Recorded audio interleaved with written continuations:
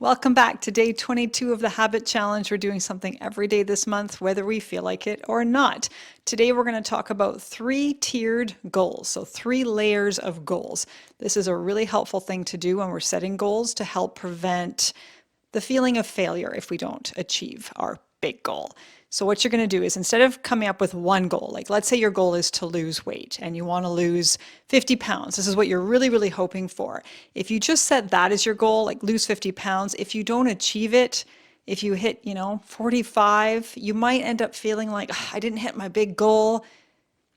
I've failed. Often we think this way if we don't hit that one mark.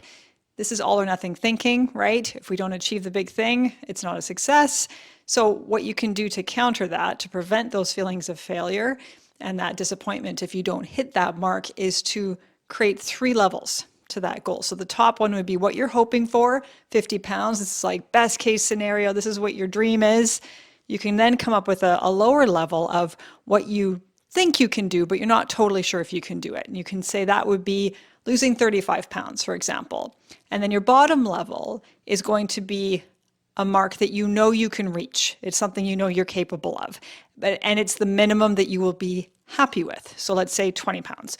So you're striving for 50, but if you hit 20, if you lose 20 pounds, you're still going to feel like it's a success. So creating levels like this can really, really help prevent that feeling of failure if we don't hit that top goal. It can help counteract all or nothing thinking. So another example would be, let's say I decide I'm going to sign up for a bike race. My lowest level, the minimum I'd be happy with that I know I can do, is just completing the course. No matter how long it takes me, how slow I am, just completing that course for that race. I'd be happy with that.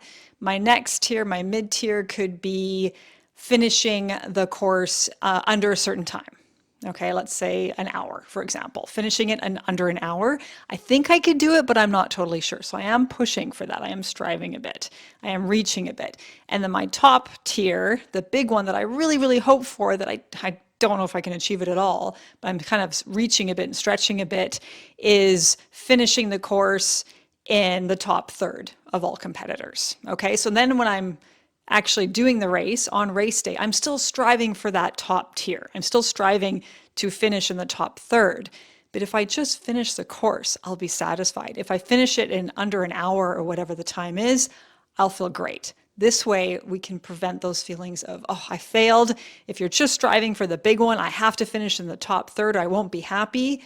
You're probably going to end up being disappointed. Likely you are, right? Unless you're used to hitting that mark all the time. When we create a big goal like that, we often can end up feeling disappointed if that's the only result we're happy with. So creating levels like this, creating tiers, can help prevent those feelings of disappointment and failure. Even if you hit your minimum, it's still a success. You can also, sorry, I'm trying to brush hair out of my face, hitting my shoe, my boot.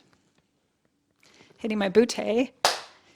Anyway, let's say you can also do it for a daily task. So let's say I'm planning on going for a run today, but I'm feeling kind of sluggish, but I have a particular route that I always do. My lowest tier that the minimum that I would be happy with, that I know I'm capable of doing, is just completing that route. No matter how long it takes me, how slow I am, how many walking breaks I have to take, that's fine, just finishing it, okay, just completing it. My next tier that I think I could do, but I'm not totally sure because I'm feeling tired today, is running without stopping. No matter how long it takes, just running without taking a walking break. And then my top tier, what I hope I can do, but I'll be satisfied even if I don't hit this, is running faster, that route faster than I have in the past. Okay, so I'm hoping for that. If I just get it completed, though, I will be satisfied. So again, this really helps counter all or nothing thinking, where we think if we don't achieve this big thing, we have failed. There are levels to this, right? It's a continuum. There's a range to this. It isn't just success or failure. So doing this exercise can help you see that. And you can put more layers if you want to have more increments there, 5 tiers or something. If it's a really big goal in particular, 5 tiers, that can really help show that, it doesn't have to be 100% to be a success. There are levels to this, right? It's a continuum. So that's it for today. Day 22, did I say? I think. We'll see you tomorrow on day 23. Day 3. We're going back in time.